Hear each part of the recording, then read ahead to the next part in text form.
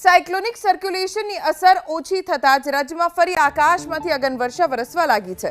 મંગળવારે રાજ્યના 12 શહેરોમાં તાપમાનનો પારો 40 ડિગ્રીને પાર પહોંચી ગયો।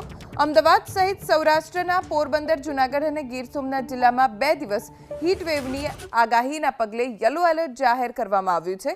સૌથી વધુ કચ્છ અને સૌરાષ્ટ્રમાં ગરમીનો પ્રકોપ વધુ જોવા મળશે। ભાવનગરના મહુવામાં સૌથી વધુ 43 ડિગ્રી તાપમાન નોંધાયું।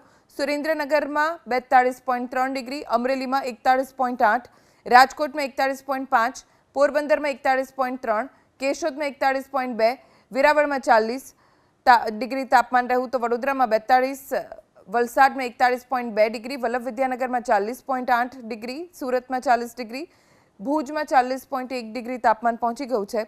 હવામાન વિભાગની આગાહી અનુસાર આગામી 3 દિવસ સુધી હજુ મહત્તમ તાપમાનનો પારો 40 ડિગ્રીની આસપાસ રહી શકે છે।